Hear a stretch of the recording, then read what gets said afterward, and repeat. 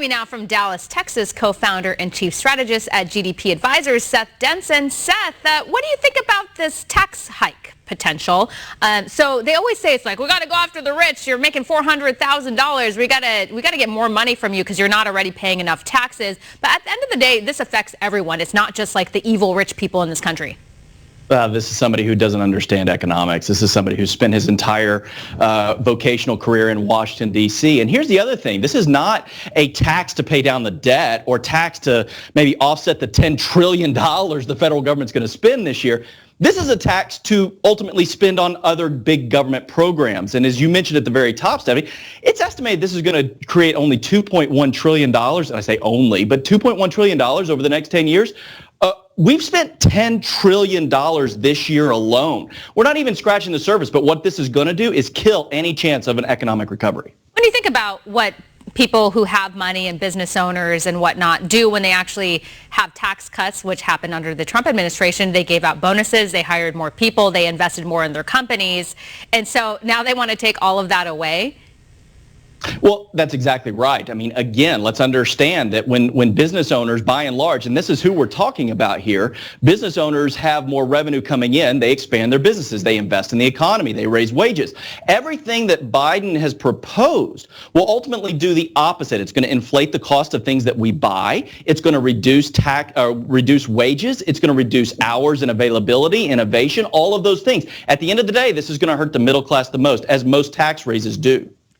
Speaking of taxes, in New York lawmakers are proposing a $7 billion tax hike on Wall Street. How do you think that's going to go over there? I'm getting ready for the Wall Street of maybe Tampa, Florida, or Dallas, Texas.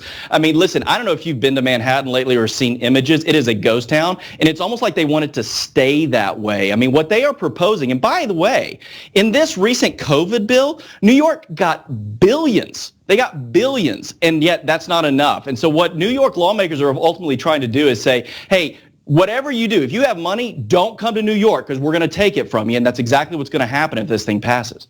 I haven't been to New York or Manhattan in about a year now. I used to go there all the time on the weekends, sometimes for work during the work week. Yep.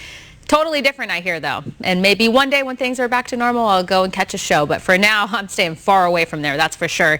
I read a report that says roughly 4 in 5 Manhattan office workers aren't planning on returning full time.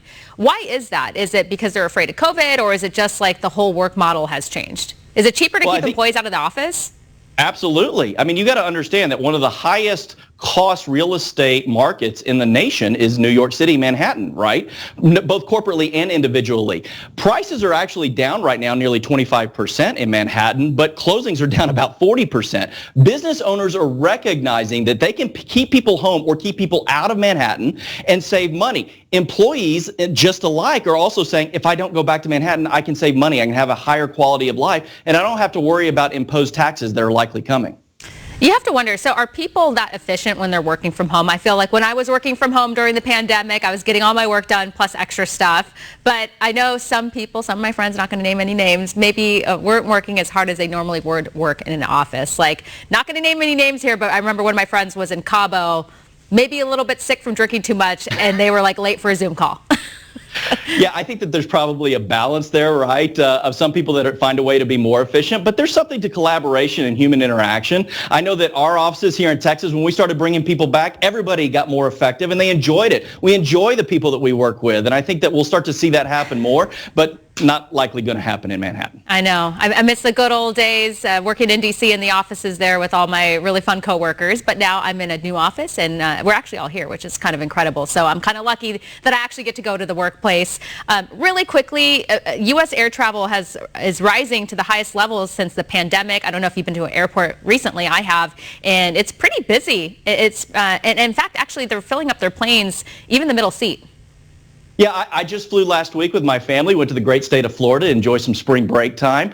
It was great. Being back in an airplane was a little bit weird. I'm usually somebody who's on an airplane at least 80 days a year. Our plane was about maybe 3/4 full, but it was great to be back in the air. America flies, and our economy does well when we're doing that. Hopefully we'll get back to that full bore soon. I agree. It's so weird. You don't have to social distance on a plane, but you have to social distance everywhere. But according to Dr. Fauci now, 3 feet is okay. day. So I don't know. Maybe they don't know what they're talking about. We'll see. Anyway, Seth, we're totally out of time. We appreciate your insight. Thanks, Steph.